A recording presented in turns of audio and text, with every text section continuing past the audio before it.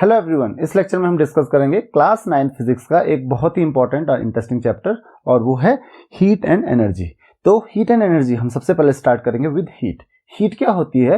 Heat is the form of energy which flows from a body of higher temperature to a body of lower temperature. तो ध्यान रखिए, heat क्या है? एक energy की ही form है जो कहां से कहां फ्लो करती है। एक हायर टेम्परेचर की बॉडी से एक लोअर टेम्परेचर की बॉडी की तरफ फ्लो करती है। लो टेम्परेचर से हाई टेम्परेचर की तरफ हीट नहीं फ्लो करती है। कहां से कहां फ्लो करती है? हाई टेम्परेचर से लो टेम्परेचर की तरफ हीट फ्लो करती है। और ये क्या है? It is the form of energy. तो हीट की यूनिट्स क्या होंगी? तो जो एनर्जी की यूनिट होगी, क्योंकि हीट भी क्या है? एनर्जी ही है, तो जो एनर्जी की यूनिट होगी वही हीट की भी यूनिट होगी। तो ध्यान रखिए, SI unit of heat, SI unit जो होगी ऑफ हीट की, SI यूनिट ऑफ हीट वो क्या होगी? That is joule. क्या होगी? ये जूल होगी, जिसको हम जे से डिनोट करते हैं। इसके अलावा और भी यूनिट्स होंगी, दैट इज जैसे किलो जूल हो गई, जो हायर यूनिट्स हो गई। तो किलो जूल आपको पता है किलो लग जाता है, तो 1 किलो जूल इक्वल टू क्या हो जाएगा? 1000 जूल।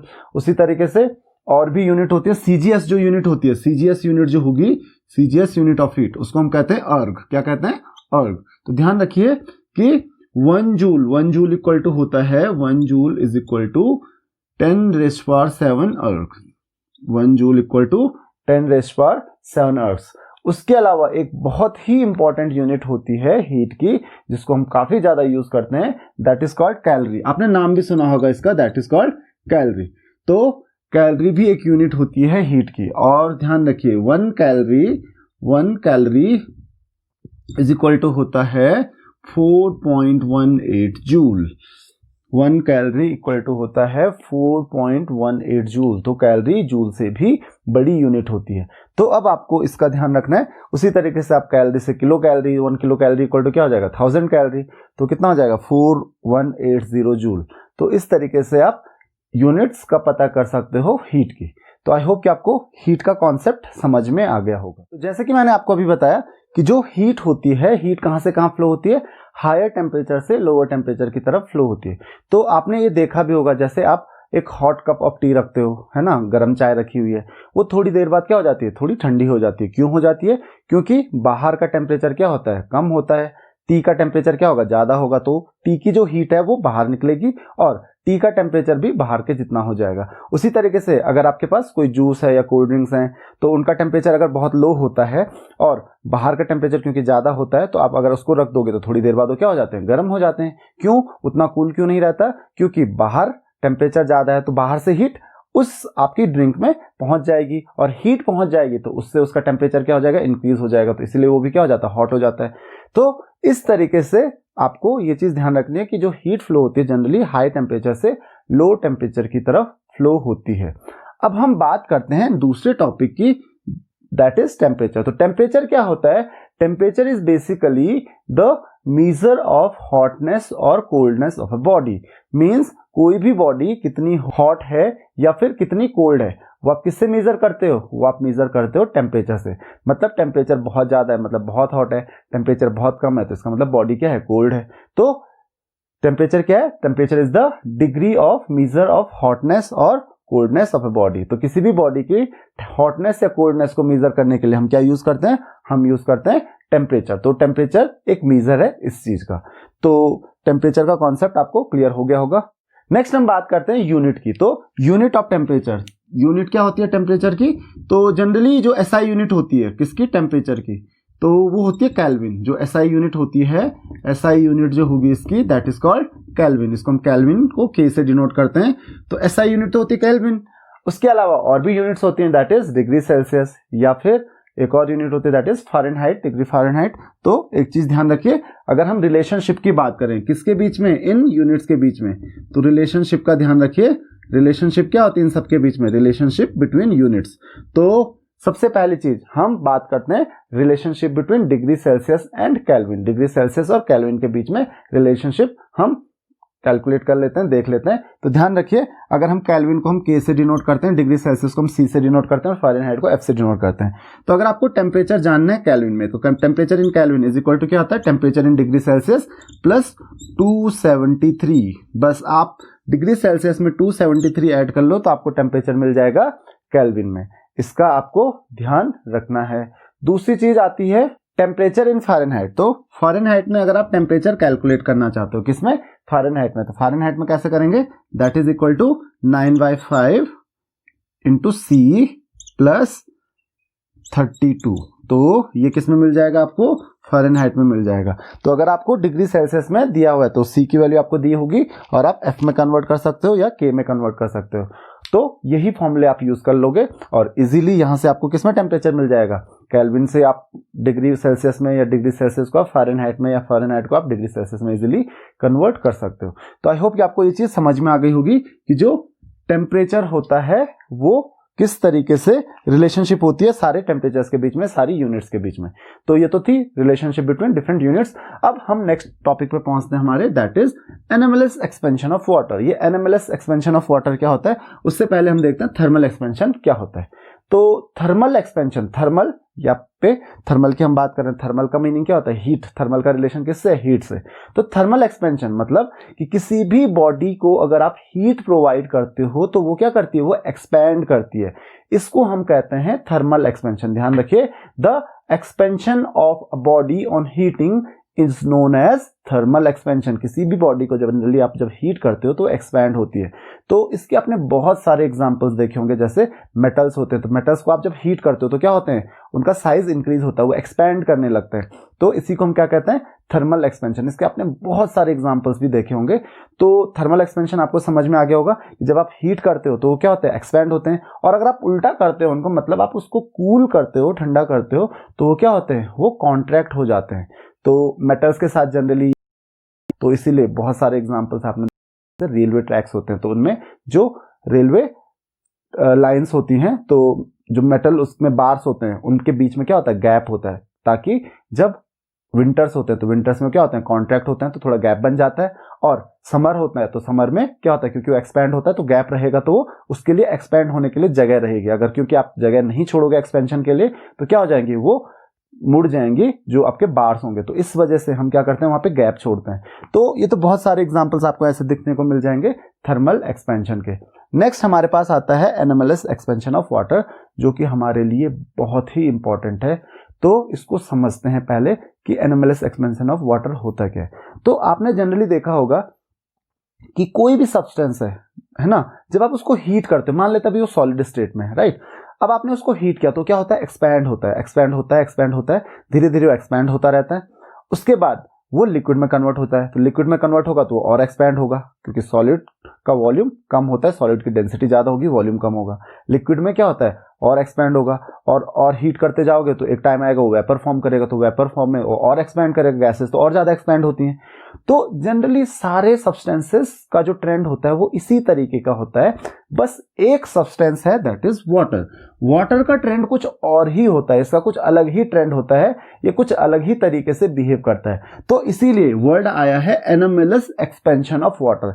एनएमएलएस का मतलब होता है थोड़ा अजीब, मतलब जो हम एक्सपेक्ट नहीं करते हैं किसी सब्सटेंस से। तो बाकी का सब्सटेंस तो एक कन्वेंशनल बिहेवियर होता है, उनका एक सेम बिहेवियर होता है, लेकिन वाटर का कुछ हटके बिहेवियर होता है, उसी बिहेवियर। तो यहां पे हम बात कर रहे हैं एनएमएलएस एक्सपेंशन की, तो इसका एक्सपेंशन कुछ अलग ही तरीके से होता है, तो इसीलिए हम इसको कहते हैं एनएमएलएस एक्सपेंशन ऑफ वाटर। अब इसका एक्सपेंशन अलग तरीके से कैसे होता है, तो ध्यान रखिए, अगर हम वाटर की बात करें तो वाटर होता है जैसे 0 डिग्री सेल्सियस से शुरू करते हैं, तो जैसे जैसे हम टेम्परेचर इंक्रीज करना चाहेंगे तो क्या होना चाहिए था, वाटर का क्या होना चाहिए था, एक्सपेंशन होना चाहिए था, राइट। लेकिन होता क्या है कि जैसे जैसे हम टेम्परेचर इंक्रीज करते हैं तो वाटर एक्सपैंड होने की बजाय क्या होता है, कॉन्ट्रैक्ट होता है।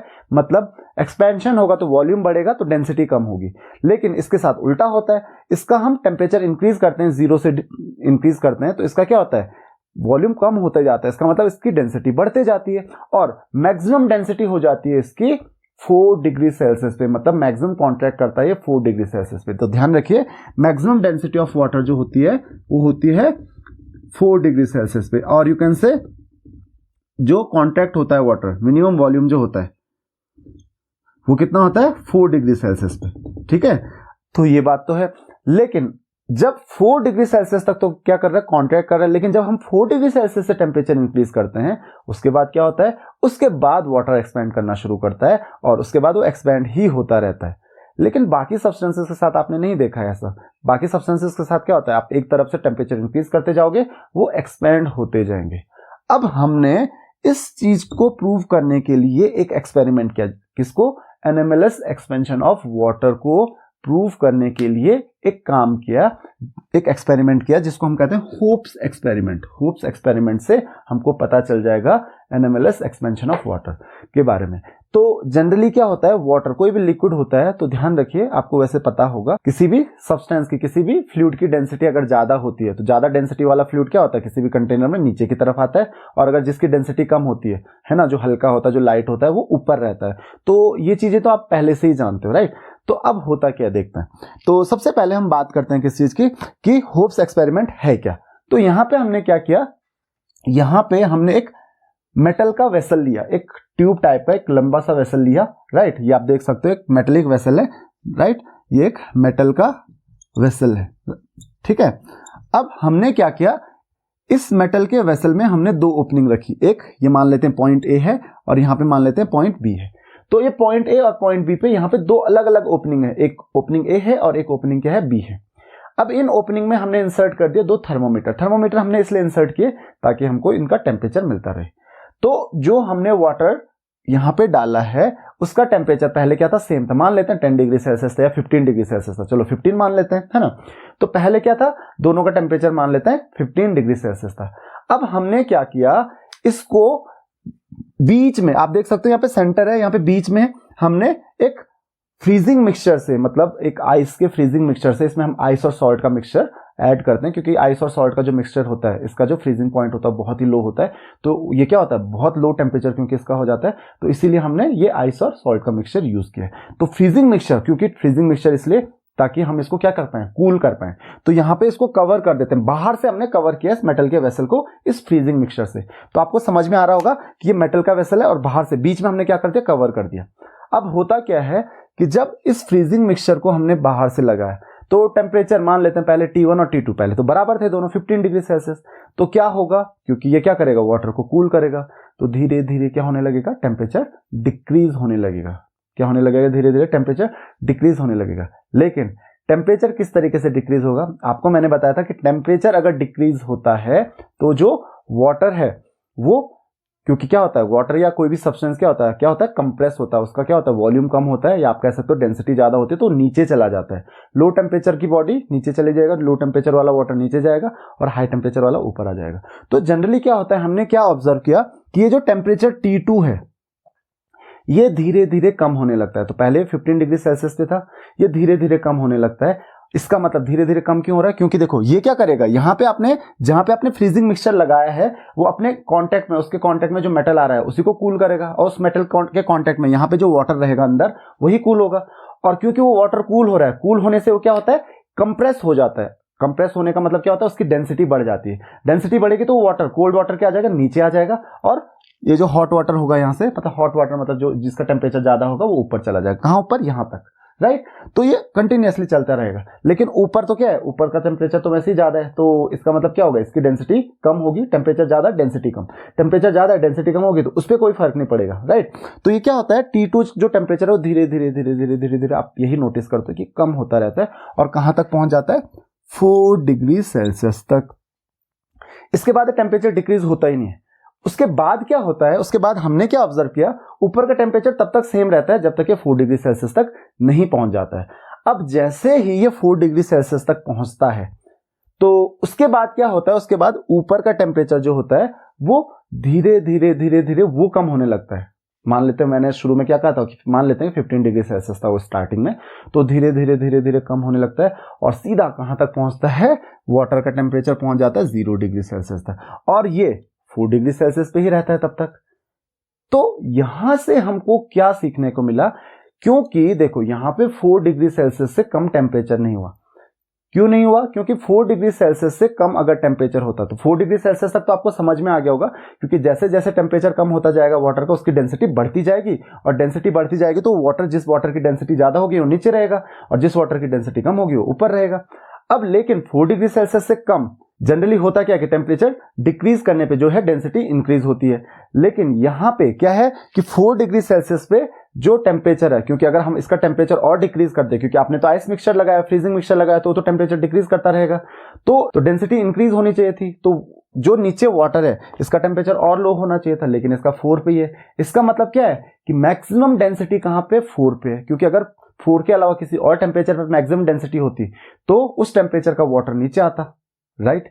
तो यहां पे 4 डिग्री सेल्सियस पे जो डेंसिटी है वो क्या है, मैक्सिमम है, और मैक्सिमम डेंसिटी क्योंकि 4 डिग्री सेल्सियस पे ही है, तो 4 डिग्री सेल्सियस वाला जो वाटर है वो हमेशा क्या रहेगा, नीचे रहेगा, है ना। और ऊपर का जो वाटर होगा, अब इसके बाद क्योंकि इससे हैवी वाटर आपको मिलेगा नहीं, इससे ज्यादा डेंसिटी का वाटर आपको मिलेगा नहीं, तो अब ऊपर का जो टेम्परेचर है वो धीरे धीरे कम होता रहेगा, और क्योंकि क्योंकि टेम्परेचर तो कम करते जा रहे हैं, तो भले ही वो एक्सपेंड होगा बाद में ऊपर का वाटर, लेकिन उसका टेम्परेचर कम होता जाएगा।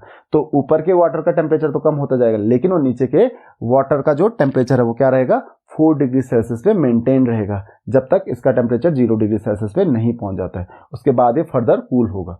तो आई होप कि आपको ये चीज समझ में आ गई होगी कि इस होप्स एक्सपेरिमेंट से हमको ये चीज पता चल गई कि 4 डिग्री सेल्सियस पे वाटर की जो डेंसिटी होती है वो मैक्सिमम होती है। और एक और चीज, जो लिक्विड वाटर होता है, लिक्विड वाटर की जो डेंसिटी होती है वो ज्यादा होती है, मतलब 4 डिग्री सेल्सियस में जो वाटर होती है उसकी डेंसिटी ज्यादा होती है as compare to ice, solid के। ये भी एक एनोमलस बिहेवियर है किसका, वाटर का। जनरली सॉलिड सब्सटेंसेस की जो डेंसिटी होती है वो ज्यादा होती है उनके लिक्विड से, लेकिन वाटर के केस में उल्टा होता है। वाटर के केस में क्या होता है, सॉलिड वाटर मतलब आइस की जो डेंसिटी होती है वो कम होती है और लिक्विड वाटर की डेंसिटी ज्यादा होती है। तो आई होप कि आपको ये होप्स एक्सपेरिमेंट भी समझ में आ गया होगा। अब इससे हमको फायदा क्या होता है, जो एनएमएलएस एक्सपेंशन ऑफ वाटर होता है, क्योंकि आइस मैंने बोला ना, आइस की डेंसिटी क्या होती है, क्योंकि 0 डिग्री सेल्सियस से पहुंचेगा उसके बाद तो आइस ही बनेगा, उसके बाद धीरे धीरे आप देखोगे तो ऊपर क्या होने लगेगा, फ्रीज होने लगेगा। वाटर जो है धीरे धीरे ऊपर से क्या होने लगेगा, फ्रीज होने लगेगा। तो नीचे से नहीं फ्रीज होता, ऊपर से फ्रीज होता। क्यों? क्योंकि आइस की डेंसिटी कम है। अगर आइस की डेंसिटी ज्यादा होती तो फ्रीज होके क्या आ जाता, नीचे आ जाता। तो नीचे आ जाता तो आइस क्या होता, फ्रीज क्या होने लगता, नीचे से शुरू होता, फ्रीजिंग ऑफ वाटर नीचे से शुरू होती। लेकिन यहां पे मैंने क्या बताया, 4 डिग्री सेल्सियस पे मैक्सिमम डेंसिटी है। तो अब इसके इफेक्ट क्या देखने को मिलते हैं, जो एनएमएलएस एक्सपेंशन होता है वाटर का, इसके आपको क्या क्या इफेक्ट देखने को मिलेंगे, means consequences of anomalous expansion of water. तो इसके आपको बहुत ही इंपॉर्टेंट कंसीक्वेंसेज देखने को मिलेंगे। सबसे पहली चीज कि जो एक्वेटिक लाइफ होती है, अगर ये एनएमएलएस एक्सपेंशन नहीं होता है वाटर का, तो एक्वेटिक लाइफ जो होती उसके लिए बहुत ही मुश्किल हो जाता। तो एक्वेटिक लाइफ के सर्वाइवल के लिए ये एनएमएलएस एक्सपेंशन ऑफ वाटर जरूरी है। ये चीज मैं आपको पहले भी बता चुका हूं केमिस्ट्री में। तो एक्वेटिक लाइफ के लिए ये एनएमएलएस एक्सपेंशन ऑफ वाटर क्यों जरूरी है, क्योंकि देखिए मैंने अभी आपको क्या बताया कि जो वाटर होता है जब वो फ्रीज होने लगता है तो ऊपर से फ्रीज होता है, क्योंकि आइस की डेंसिटी लिक्विड वाटर से कम होती है। तो ऊपर एक लेयर बन जाती है आइस की, तो ऊपर एक लेयर बन जाती है, तो इसकी वजह से जो नीचे की हीट होती है, क्योंकि आइस की जो लेयर होती है वो इजीली हीट को कंडक्ट नहीं करती, तो नीचे की हीट रिटेन रह जाती है। तो इसीलिए नीचे क्या होता है, लिक्विड होता है, और ऊपर क्या होता है, आइस की लेयर जम जाती है, सॉलिड लेयर बन जाती है। और इस वजह से नीचे वाटर में जो प्लांट्स होंगे या एक्वेटिक एनिमल्स होंगे वो सरवाइव कर सकते हैं। अगर ये उल्टा होता, अगर ऐसा नहीं होता, अगर जो फ्रीजिंग है वो नीचे से होना शुरू होता, तो पूरा का पूरा जो आपका ओशियंस हैं या सीज हैं वो क्या होते, फ्रीज हो जाते, और वहां पे जो एक्वेटिव लाइफ है, प्लांट्स हैं, एनिमल्स हैं, वो भी खत्म हो जाते। तो इस वजह से क्या होता है, जो इसका एनएमएलएस एक्सपेंशन है इसकी वजह से ऐसा नहीं होता है, और इस वजह से वो सर्वाइव कर पाते हैं। इसके कुछ खराब इफेक्ट्स भी होते हैं, जैसे आपने देखा होगा विंटर्स में क्या होता है कि जनरली जब बहुत ज़्यादा ठंड हो जाती है, बहुत ज़्यादा कोल्ड होता है, तो टेम्परेचर जब 0 डिग्री सेल्सियस से भी नीचे चला जाता है, तो होता क्या है, जो पाइप्स वगैरह होते हैं आपके, क्योंकि पाइप्स में पानी होता है, तो पाइप्स में क्योंकि पानी होता है तो वो क्या होने लगते हैं, फ्रीज होने लगते हैं। फ्रीज होने लगते हैं तो आइस में कन्वर्ट होने लगेंगे। और मैंने अभी आपको क्या बताया कि आइस की डेंसिटी जो है वाटर से कम होती है, तो आइस क्या होगा, एक्सपैंड करेगी। जैसे ही वो फ्रीज होगी तो एक्सपैंड करेगी। एक्सपैंड करने पे जो आपके पाइप्स हैं वो क्या होने लगते हैं, बर्स्ट होने लगते हैं। पाइप्स बर्स्ट हो जाते हैं तो आपके पाइप्स वगैरह फट जाते हैं। तो यही रीजन है कि विंटर्स में पाइप्स वगैरह फटने का जो व्यू है आपने बहुत ज्यादा देखा होगा, जो बहुत ज्यादा कोल्ड प्लेसेस होते हैं। अच्छा, एक और प्रॉब्लम होती है इससे, जैसे आपने क्रॉप्स देखी हैं, तो क्रॉप्स में भी यही प्रॉब्लम आती है कि जब आप विंटर्स में जो क्रॉप्स होती हैं, क्योंकि उनके अंदर भी क्या होता है, वाटर होता है, क्योंकि हमारी बॉडी में भी वाटर होता है, क्रॉप्स में भी वाटर होता है, जो प्लांट्स होते हैं। तो क्योंकि उनके अंदर वाटर होता है, तो बहुत ज़्यादा कोल्ड जब होता है तो वो बहुत ज़्यादा कूल हो जाती हैं। उसकी वजह से और जैसे ही वो क्या होते हैं, फ्रीज होना शुरू होती हैं, तो उनके अंदर जो वाटर होता है वो आइस में कन्वर्ट होना शुरू हो जाता है, और उसकी वजह से प्लांट्स की जो कैपिलरीज होती हैं वो बर्स्ट हो जाती हैं। अब कैपिलरीज बर्स्ट हो गई तो जो प्लांट्स के लिए सर्वाइव करना मुश्किल हो जाता है और आपकी पूरी क्रॉप्स जो होती हैं वो डिस्ट्रॉय हो जाती हैं। तो ये भी एक हार्मफुल इफेक्ट है किसका, एनोमलस एक्सपेंशन ऑफ वाटर का। तो आई होप कि आपको ये चीज समझ में आ गई होगी कि किस तरीके से एनोमलस एक्सपेंशन होता है वाटर का और ये एक्चुअल में है क्या। तो एनोमलस टर्म जहां पे भी आए तो आपको कंफ्यूज नहीं होना है। एनोमलस का मतलब होता है स्ट्रेंज, थोड़ा सा अलग, दूसरों से हटके, तो उसी को हम कहते हैं एनोमलस। नेक्स्ट टॉपिक आपके पास आता है जो बहुत इंपॉर्टेंट है, that is flow of energy in an ecosystem. अब सबसे पहले हमारे पास क्वेश्चन आता है कि ये इकोसिस्टम होता क्या है। तो ध्यान रखिए, ecosystem is a system consisting of biotic and non biotic components which are interdependent on each other. तो यहां पे क्या होता है इस इकोसिस्टम में, कि कोई भी इकोसिस्टम का मतलब क्या होता है, इकोसिस्टम क्या होता है, it composed of, it is made of biotic and biotic components. Biotic का मतलब क्या होता है, जो लिविंग सब्सटेंसेस होते हैं, जैसे एनिमल्स हैं, प्लांट्स हैं, ये क्या है, बायोटिक कंपोनेंट्स हैं। तो बायोटिक कंपोनेंट्स होते हैं इसमें, और अबायोटिक, अबायोटिक का मतलब होता है नॉन लिविंग, जैसे आपके वाटर हो गया, वाटर क्या है, एक अबायोटिक कंपोनेंट है, या फिर सॉइल हो गई, ये क्या है, एक अबायोटिक कंपोनेंट हो गया, एयर हो गई, ये क्या है, अबायोटिक कंपोनेंट हो गया। तो जनरली क्या होता है, एक सिस्टम होता है जो चलता है किससे, अबायोटिक और बायोटिक कंपोनेंट्स से, और ये एक दूसरे पे इंटरडिपेंडेंट होते हैं, बायोटिक और अबायोटिक कंपोनेंट्स। तो यहां पे ऐसे एक सिस्टम को हम क्या कहते हैं, इकोसिस्टम बोलते हैं। तो ये जनरली जो बायोटिक कंपोनेंट्स होते हैं ये अबायोटिक कंपोनेंट्स पे भी डिपेंड करते हैं और आपस में एक दूसरे पे भी डिपेंडेंट होते हैं। तो यहां पे इंटर रिलेशनशिप होती है बायोटिक और अबायोटिक कंपोनेंट्स के बीच में। तो आई होप कि आपको इकोसिस्टम तो समझ में आ गया होगा। अब क्वेश्चन ये है कि फ्लो ऑफ एनर्जी किस तरीके से होती है। तो उससे पहले हम पढ़ेंगे फूड चेन। फूड चेन का मतलब क्या होता है। तो फूड चेन का मतलब होता क्या है कि जो फूड होता है वो एक सब्सटेंस से या एक कंपोनेंट से दूसरे पे पहुंचता है, या एक दूसरे से तीसरे पे, तीसरे से चौथे पे, इसी को हम क्या कहते हैं, फूड चेन कहते हैं। जैसे कि आपने देखा होगा कि सबसे पहले जो अल्टीमेट सोर्स ऑफ एनर्जी है अर्थ पे, that is sun. Sun is the ultimate source of energy. अगर सन नहीं होता तो अर्थ पे लाइफ शायद पॉसिबल नहीं हो सकती थी, क्योंकि हर इन दी एंड हर जो एनर्जी का सोर्स है डायरेक्टली और इनडायरेक्टली वो क्या है, सन ही है। सन के बिना हम लाइफ को इमेजिन नहीं कर सकते हैं। तो सबसे पहली बात है कि सन क्या है, अल्टीमेट सोर्स ऑफ एनर्जी है। अब देखिए जनरली होता क्या है कि जो प्लांट्स वगैरह होते हैं वो सनलाइट की प्रेजेंस में उनमें फोटोसिंथेसिस होता है, तो उनके लिए सनलाइट बहुत ज्यादा जरूरी है। उसके बाद आते हैं तो इनको हम कहते हैं प्रोड्यूसर्स, जो क्या करते हैं, जो अपना फूड खुद से प्रिपेयर करते हैं, उनको हम क्या कहते हैं, उन कंपोनेंट्स को, उन एनिमल्स को क्या कहते हैं, उनको हम कहते हैं प्रोड्यूसर। तो जनरली प्लांट्स के हैं प्रोड्यूसर्स हैं, तो ये बायोटिक कंपोनेंट में आता है, ये क्या है, प्रोड्यूसर्स हैं। प्रोड्यूसर्स वो होते हैं जो अपना फूड खुद से प्रिपेयर करते हैं। तो क्योंकि प्लांट्स सनलाइट चाहिए होती है उनकी, और सनलाइट की प्रेजेंस में आपको पता है प्रोसेस ऑफ फोटोसिंथेसिस, जहां पे ये अपना फूड खुद से प्रिपेयर करते हैं। तो ये तो था प्रोड्यूसर। अब होता क्या है कि कुछ दूसरे एनिमल्स होते हैं जो अपना फूड इन प्रोड्यूसर्स से लेते हैं। तो जितने भी हर्बीवोर्स होते हैं जो प्लांट्स को खाते हैं, जैसे आपके काऊ हो गई, डियर हो गया, ये क्या है, हर्बीवोर्स हैं। तो हर्बीवोर्स वो होते हैं जो, या बहुत सारे जो इंसेक्ट्स होते हैं वो क्या है, प्लांट्स को खाते हैं।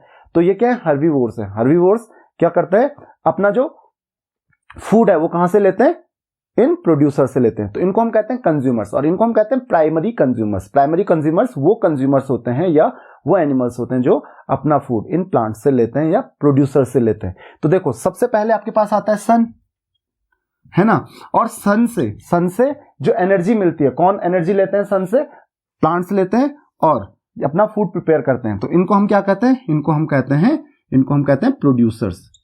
इनको हम कहते हैं प्रोड्यूसर्स। अब प्रोड्यूसर्स से फूड कौन लेता है, कंज्यूमर्स। सबसे पहले कौन आते हैं यहाँ पे, प्राइमरी कंज्यूमर्स। सबसे पहले कौन आता है, प्राइमरी कंज्यूमर्स। तो प्राइमरी कंज्यूमर्स क्या करते हैं, प्राइमरी कंज्यूमर्स प्रोड्यूसर से डायरेक्टली फूड लेते हैं। प्राइमरी कंज्यूमरशिप के बाद आता है सेकेंडरी कंज्यूमर्स। उसके बाद आते हैं हमारे सेकेंडरी कंज्यूमर्स। तो सेकेंडरी कंज्यूमर्स क्या होते हैं? सेकेंडरी कंज्यूमर्स वो होते हैं जो अपना फूड कहां से लेते हैं? प्राइमरी कंज्यूमर्स से। तो जनरली ये क्या होते हैं? कार्निवोर्स होते हैं, ये इन प्राइमरी कंज्यूमर्स को खाते हैं, तो ये क्या हो गया आपके सेकेंडरी कंज्यूमर्स हो गए। जैसे मैंने आपको बोला कि प्लांट्स हैं, तो जो इंसेक्ट्स होते हैं ये क्या है? प्लांट्स को खाते हैं। अब आपकी लिजर्ड है, ये क्या करती है? ये किसको खाती है? मैंने अभी आपको बताया कि ये क्या हो गए? इंसेक्ट्स हो गए। सेकेंडरी कंज्यूमर आपकी क्या हो गई? लिजर्ड हो गई। लिजर्ड किसको खाएगी? प्राइमरी कंज्यूमर्स को। इंसेक्ट्स वगैरह को लिजर्ड्स वगैरह खाती हैं, तो क्या हो गए आपके सेकेंडरी कंज्यूमर्स। अब इन सेकेंडरी कंज्यूमर्स को जो खाते हैं उनको हम कहते हैं टर्जरी कंज्यूमर्स। जैसे स्नेक हो गया, स्नेक लिजर्ड को खा जाएगी। तो ये फूड चेन, इसी को हम फूड चेन कहते हैं कि फूड क्या हो रहा है? पहले यहां से आ रहा है सन से, प्रोड्यूसर से किसको मिल रहा है? Primary consumers. प्राइमरी से सेकेंडरी, सेकेंडरी से आता है टर्जरी कंज्यूमर, सेकेंडरी से आता है टर्जरी कंज्यूमर्स। तो टर्जरी कंज्यूमर्स में जाता है, जैसे मैंने स्नेक का एग्जांपल दिया कि स्नेक क्या हो गया? टर्जरी कंज्यूमर्स। और इस तरीके से आपकी चेन बनती रहती है, एक से दूसरे में, दूसरे से तीसरे में, तीसरे से चौथे में।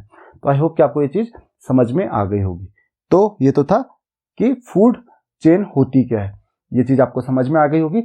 अब हम बात करते हैं किस चीज की? जो फ्लो ऑफ एनर्जी होता है वो किस तरीके से होता है इस फूड चेन में।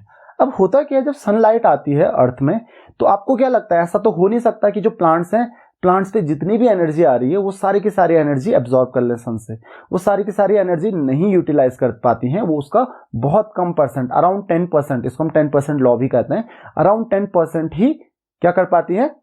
कंज्यूम कर पाती हैं। तो ये आप एक चार्ट दे सकते हो कि जो प्लांट्स होते हैं, प्लांट्स बहुत कम पार्ट जो होता है सन की एनर्जी का उसको कंज्यूम कर पाती है, और ज्यादातर जो एनर्जी ऐसी लॉस हो जाती है सराउंडिंग्स में, आपके एटमॉस्फेयर में ऐसी चली जाती है in the form of heat. Generally ये एनर्जी जाती है। अब ये एनर्जी जितनी प्लांट्स के पास आई, प्रोड्यूसर्स के पास आई, प्रोड्यूसर्स से अब किसमें जाएगी वो एनर्जी? क्योंकि प्रोड्यूसर्स को कौन कंज्यूम करेगा? प्राइमरी कंज्यूमर, तो प्रोड्यूसर्स को खाएंगे।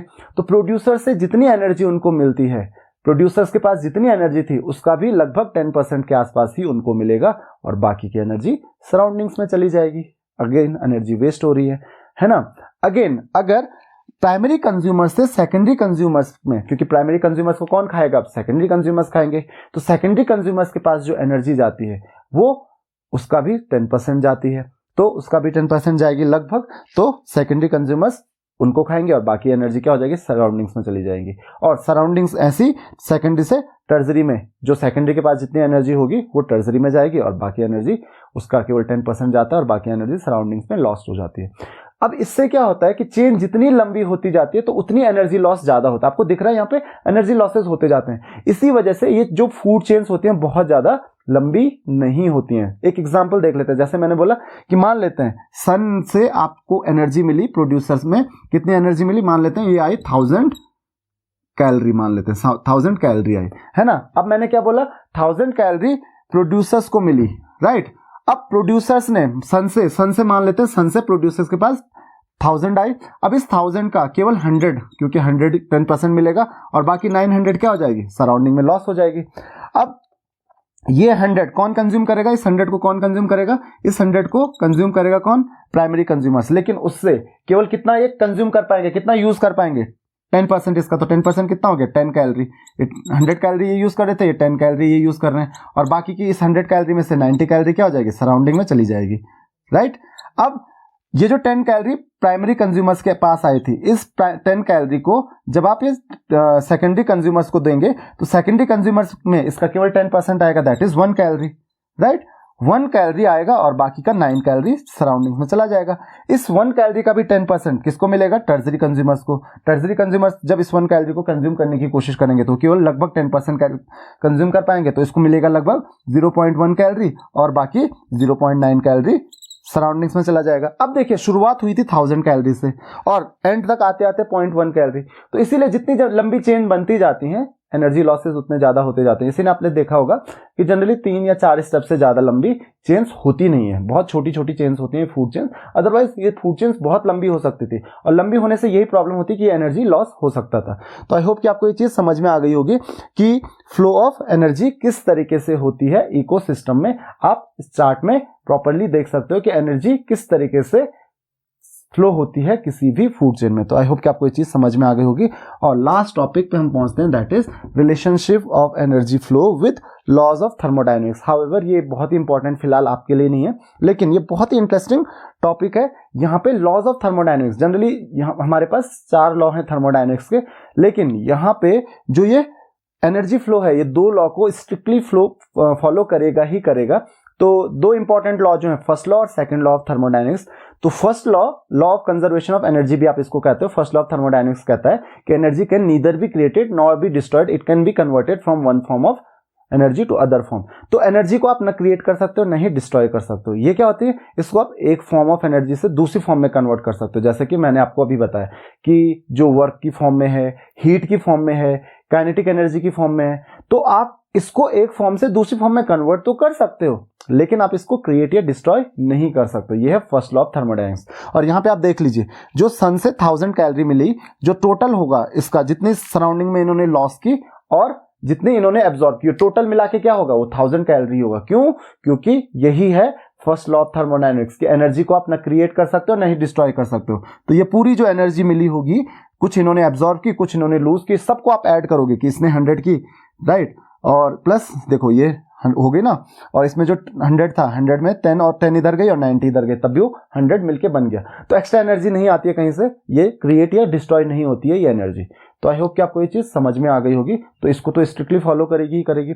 और सेकंड लॉ कहता है कि कोई भी मशीन एनर्जी को 100% यूटिलाइज करके उसको वर्क में कन्वर्ट नहीं कर सकते। ऐसा कभी भी नहीं हो सकता है कि जितनी एनर्जी आप किसी मशीन को दोगे वो उसको पूरा यूटिलाइज करके उसको वर्क में कन्वर्ट करे। ऐसी कोई भी मशीन पॉसिबल नहीं है। और यहाँ पे हम इसका प्रूफ भी देख रहे हैं, हमारी एफिशिएंसी क्या है, 10% है।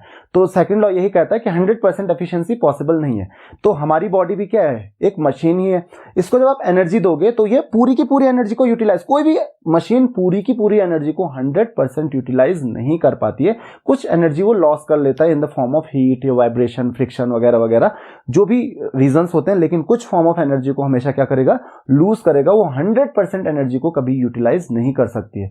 और इसी तरीके से हमारी बॉडी भी होती है, चाहे वो प्लांट्स हो चाहे वो एनिमल्स हो, उनको जितनी एनर्जी दी जाती है वो कभी भी 100% एनर्जी यूज नहीं कर सकते। 100% तो दूर की बात है, यहाँ पे तो 10% भी नहीं कर पा रहे, तो 10% के आसपास ही कर रहे हैं। 10% के आसपास एनर्जी ही यूज कर पाते हैं और बाकी की एनर्जी ऐसी हीट की फॉर्म में लूज हो जाती है। तो आई होप कि आपको ये चीज समझ में आ गई होगी कि किस तरीके से ये रिलेशनशिप है एनर्जी फ्लो और लॉज ऑफ थर्मोडायनेमिक्स के बीच में। तो फिलहाल इस लेक्चर में इतना ही। तो अगर आपकी कोई भी क्वेरीज हैं, आप मुझे कमेंट्स में क्वेश्चंस पूछ सकते हैं। Thank you very much.